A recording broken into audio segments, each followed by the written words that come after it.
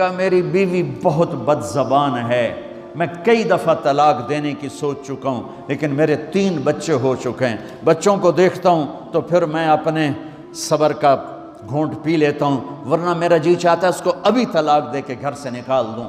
دولت بھی موجود ہے، خوبصورتی بھی موجود ہے، شکل بھی موجود ہے، عزت بھی موجود ہے، سہولت بھی موجود ہے، کیا چیز موجود نہیں؟ ایک خاتون مجھے ملنے آئی، ملانے والے نے مجھ سے کہا کہ اس کا خاوند کھربوں پتی، ارب پتی نہیں، کھرب پتی آدمی ہے، کھرب پتی۔ کھرب پتی پاکستان میں 2 4 10 آدمی ہیں۔ اس خاتون نے آ کر میرے سامنے بولنے سے پہلے ہی رونا شروع کر دیا، ورنہ پہلے کوئی عورت یا مرد آ کے دکھڑا سناتا ہے پھر روتا ہے، وہ روئی پہلے اور بات بعد میں۔ وہ کہنے لگی مولانا صاحب مجھے لوگ بڑا خوش قسمت سمجھتے ہیں کہ میں بہت بڑے مالدار کی بیگم ہوں، لیکن میں لعنت بھیجتی ہوں اس کی دولت پر کہ اس کا رویہ ہی میرے ساتھ اچھا نہیں، تو میں ہیرے کے سیٹ کیا کروں، میں سونے چاندی کے سیٹ کیا کروں، میں یہ کروڑوں روپے کی گاڑی کو کیا کروں جب میرے خاوند کا رویہ ہی میرے ساتھ انسانوں والا نہیں ہے اور اس کے اخلاق اچھے نہیں ہیں۔ میں آگ لگا دوں اس ساری دھن دولت کو، مجھے محبت چاہیے، اخلاق چاہیے، وہ کوئی نہیں اس کے پاس۔ چند دن بعد دوسرا واقعہ سنا، ایک نوجوان بڑا خوبصورت، وہ بھی اسی طرح لیکن اتنا مالدار، کافی مالدار، وہ آ کے میرے پاس بیٹھ کے رونے لگا، مولانا صاحب اب میں کیا کروں، میری زندگی برباد ہو گئی، میرا اتنا عالی شان گھر ہے، اتنی اچھی میری کمائی ہے، آمدنی ہے، لیکن میں کیا کروں۔ یہ اسی کے الفاظ بتانے لگا ہوں، میری بیوی کی زبان 20 فٹ لمبی ہے۔ میں کہا رکھ دی کتنے 20 فٹ چاہتے، میں کہا وچوں 19 فٹ کٹ دے شاید کچھ کم بن جاوے۔ کہا میری بیوی بہت بد زبان ہے، میں کئی دفعہ طلاق دینے کی سوچ چکا ہوں، لیکن میرے 3 بچے ہو چکے ہیں، بچوں کو دیکھتا ہوں تو پھر میں اپنے صبر کا گھونٹ پی لیتا ہوں، ورنہ میرا جی چاہتا ہے اس کو ابھی طلاق دے کے گھر سے نکال دوں۔ دولت بھی موجود ہے، خوبصورتی بھی موجود ہے، شکل بھی موجود ہے، عزت بھی موجود ہے، سہولت بھی موجود ہے، کیا چیز موجود نہیں؟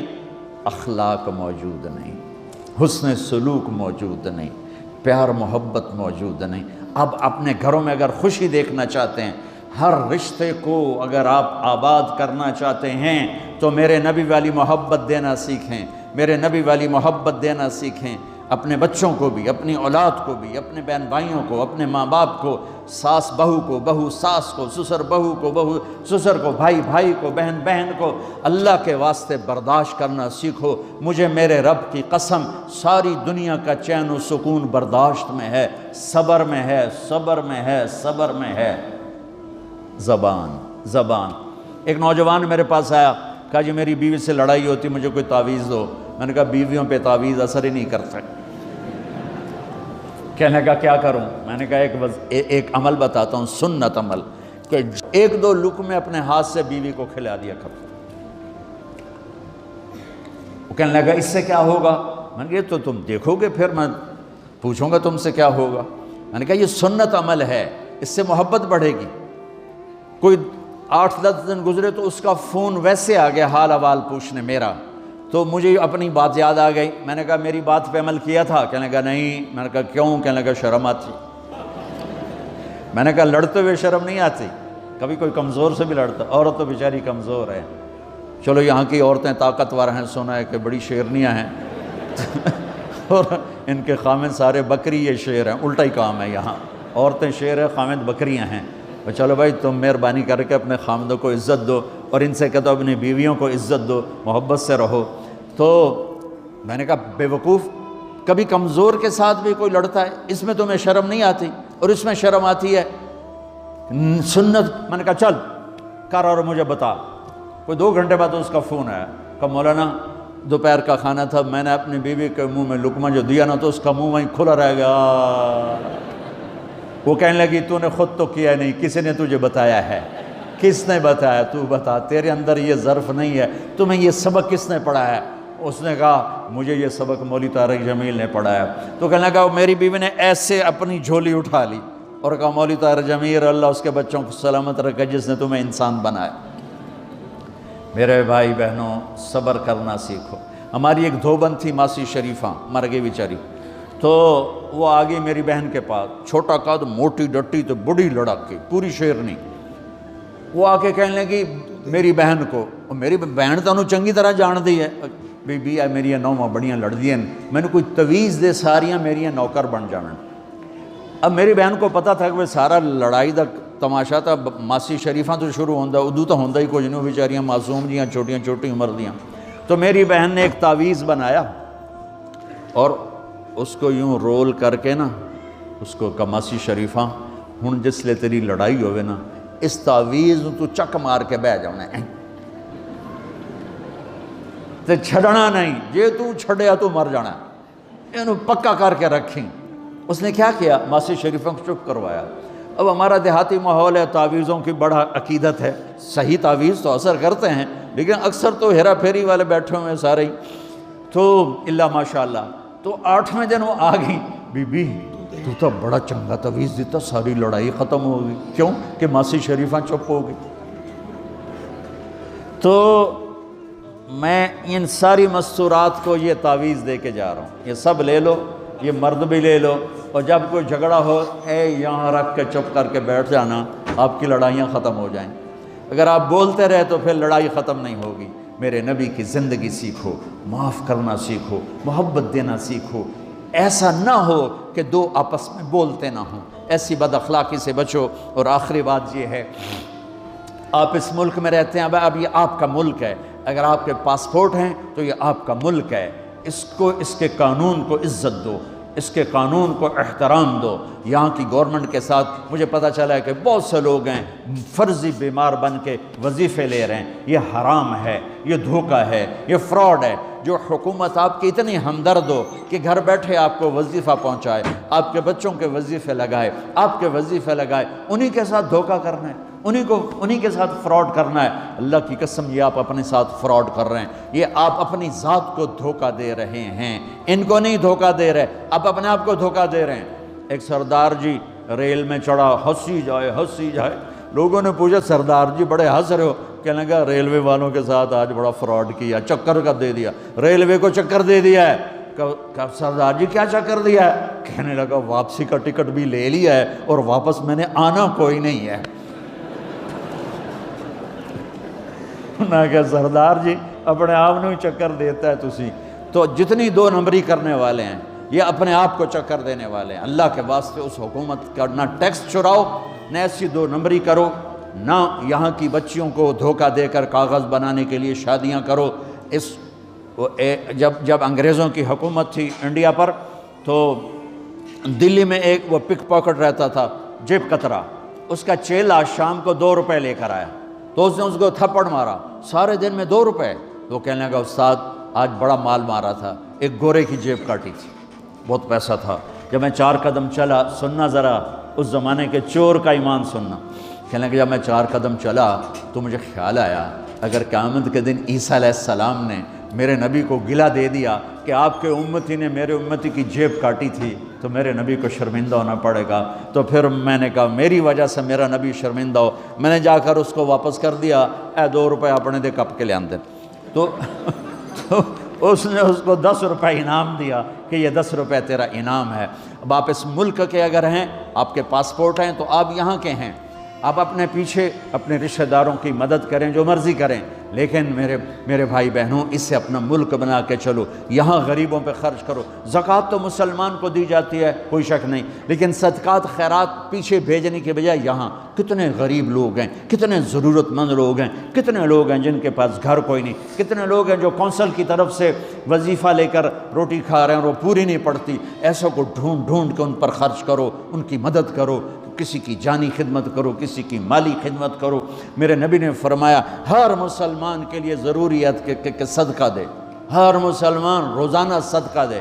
تو صحابہ نے کہا یا رسول اللہ پیسے نہ ہوں تو آپ کہتے چلو کوئی بات نہیں۔ کہا نہیں سنو، آپ نے کہا بازار میں جا کے مزدوری کرے اور مزدوری کی قیمت وصول کر کے صدقہ کرے، صدقہ اتنا ضروری ہے، بلاؤں کو ٹال دیتا ہے، مصیبتوں کو ٹال دیتا ہے۔ تو یہاں رہنے والے یہاں کے قانون کا احترام کریں، یہاں کے قانون کو عزت دیں، اللہ کے واسطے 2 نمبری نہ کریں، دیانتداری سے چلیں۔ میرے نبی نے فرمایا میرا امتی ہر گناہ کر سکتا ہے، دو کبھی نہیں کرے گا، ایک جھوٹ کبھی نہیں بولے گا، ایک دھوکہ کبھی نہیں دے گا۔ تو اللہ کے واسطے دھوکے فراڈ سے چلیں۔ کہیں آپ لڑے ہوئے ہیں صلح کر لیں، پیار محبت دیں، معاف کریں، اپنے بچوں کو ٹائم دیں، ان کو اچھی تعلیم دیں، یہ اعلیٰ عہدوں پر پہنچیں، اعلیٰ جاب پر پہنچیں۔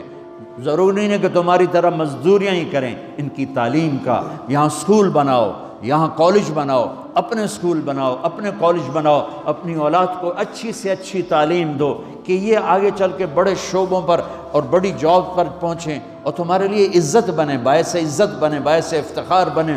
آپس کی پیچھے لڑائی چل رہی، اس نے 1 کنال کا گھر بنایا، میں نے 2 کنال کا بنایا، اور میں ایک جگہ گیا پہاڑ میرپور گیا، میرپور بڑے بڑے گھر شہر میں انٹر ہونے سے پہلے بڑے بڑے گھر، میں نے کہا یہ اور لگیں جیسے خالی، میں نے کہا یہ کیا ہے؟ میں پہلی دفعہ میرپور کہا یہ انگلینڈیوں کے گھر ہیں، ان کے مقابلے لگے رہتے ہیں، اس نے کنال کا بنا، میں 2 کنال کا بناؤں گا، اس نے 2 کنال کا بنا، میں 4 کنال کا بناؤں گا۔ بناؤ گھر اپنی ضرورت کے بنا لو، جب جانا ہو وہاں نہ تم جانے والے ہو پیچھے، نہ تمہاری اولادیں، ان کو یہاں کی نسوار لگی واپس جائیں گے لوڈ شیڈنگ میں۔ ایک پٹھان بھائی ناراض نہ ہونا، ادھر بہت ہیں پٹھان، تو ایک پٹھان کا خرگوش گم ہو گیا، خرگوش، تو لوگوں نے افسوس کیا خان جی آپ کا خرگوش گم ہو گیا، کہنے لگا خوچا کوئی بات نہیں ہے، ہم نے اس کو نسوار کا عادی بنایا ہوا ہے، جب نشہ ٹوٹے گا ہمارے پاس آئے گا۔ یہ تمہاری نسل اور تم انگلینڈ کی نسوار کھا کھا اب تم پاکستان جاؤ گے، ہندوستان جاؤ گے، بنگلہ دیش جاؤ گے، تم نے یہی رہنا ہے۔ اسے اپنا ملک بنا کے چلو، سنسیئر ہو کے چلو، اس کے قانون کا احترام کر کے چلو۔ یہاں غریبوں پہ صدقہ تو غیر مسلموں کو دو، ان کے دل قریب ہوں، ڈھونڈ ڈھونڈ کے دو، وہ تم سے پیار کریں، وہ تم سے محبت کریں، ان کے ہائے ہائے۔ او میرے نبی تشریف فرما تھے، ایک طوائف گزری، طوائف پروسٹیٹیوٹ، وہ آپ کو دیکھ کے نا آپ کا مذاق اڑانے کے لیے، کیسا نبی ہے، اکیلے بیٹھ کے کھاتا ہے، کسی کو پوچھتا ہی نہیں۔ غیر مسلم کافر طوائف، کتنی برائیاں اکٹھی ہو گئی۔ آپ نے کہا آ جا، وہ آ کے بیٹھ گئی، آپ نے کہا کھا، وہ تو آپ کا مذاق اڑا رہی تھی کہ نہیں ایسا نہیں کھاؤں گی، جو تیرے منہ میں ہے اپنے ہاتھ سے نکال کے مجھے کھلا۔ اس کا خیال تھا یہ مجھے ڈانٹیں گے، کہیں گے اس کو اٹھاؤ، 2 چھتر مارو، اس کو دفع کرو، میں کہوں گی دیکھو تمہارا نبی کیسا ہے، اتنا بد اخلاق۔ تو انہوں نے کہا نہیں، جو تیرے منہ میں ہے وہ نکال اور اپنے ہاتھوں سے میرے منہ میں ڈال۔ میرے نبی نے کہا یہ لو، آپ نے لقمہ منہ سے نکالا اور اس کے منہ میں ڈالا۔ اب پنجابی کی مثال ہے، کبے نو لت لگی اور سدھا ہو گیا۔ میرے نبی کے منہ کا لعاب جب اس طوائف کے منہ میں گیا، وہ ساتھ ہی کلمہ پڑھ گئی، ایمان لے آئی اور مدینے کی شریف ترین عورت بن گئی۔ میرے نبی تو اس طرح اخلاق والے تھے۔ یہاں تو نوکر سسٹم نہیں، میں پاکستان میں بھی روتا رہتا ہوں کہ نوکروں کے برتن الگ ہیں اور مالکوں کے برتن الگ ہیں، عورتوں کی نوکروں کی پلیٹ الگ ہے اور مالکوں کی پلیٹ الگ ہے۔ میرے نبی نے طائف کے کافر آئے، روزانہ ان کے ساتھ بیٹھ کے رات کو کھانا کھاتے تھے، ان کا جھوٹا کھاتے تھے۔ یہ اخلاق تھے جس نے انہیں کلمے میں داخل کر دیا۔ نجران کے جوڑ نظر آئے گا، اور میرے رب کی سنو، ان استقالنی عقلت لا، تو توبہ توڑ کے لے آئے 1 دفعہ یا 1000 دفعہ، ایسا جوڑوں گا کہ جوڑ نظر ہی نہیں آئے گا، بے جوڑ کر دوں۔ اور یہ تیرے کرامن کاتبین کو بھی نہیں پتہ چلے گا کہ یہ توبہ ٹوٹی ہوئی ہے اور ٹوٹ کے جڑی ہے یا ٹوٹی نہیں۔ اللہ ایسی توبہ ہماری قبول کرے گا۔ جب ہو توبہ کرو، جب ہو توبہ کرو۔ تو نیت کرتے ہو توبہ کی؟ اگر ہم نے سچے دل سے کر لی تو اللہ کی قسم یہیں بیٹھے بیٹھے ہم سب ایسے ہو جائیں گے جیسے ماں کے پیٹ سے نکلے ہوں۔ اور پھر اگر ٹوٹ جاتی ہے، وہاں جا کے ٹوٹ جاتی، پھر کہنا یا اللہ میری توبہ۔ ماں تنگ آ کے شاید بچے کو مارنے لگ جائے، لیکن میرا رب کبھی تنگ نہیں پڑتا، جب بھی جھکو گے معاف کرے گا، جب بھی جھکو گے معاف کرے گا۔ اللہ تعالی ہمیں توفیق دے۔ تو میرے ساتھ کہو یا اللہ میری توبہ، پھر کہو یا اللہ میری توبہ، پھر کہو یا اللہ میری توبہ۔ اب اگر دل سے ہے تو سب معاف ہو گیا۔ آپ سب کو مبارک ہو۔ ہم امید کرتے ہیں کہ آپ کو ویڈیو پسند آئی ہوگی۔ اگر ویڈیو پسند آئی ہے تو چینل کو لائک اور سبسکرائب کریں تاکہ ہماری نیو ویڈیو کا نوٹیفیکیشن آپ کو آسانی سے مل سکے۔ ملتے ہیں نیکسٹ ویڈیو میں۔ اللہ حافظ۔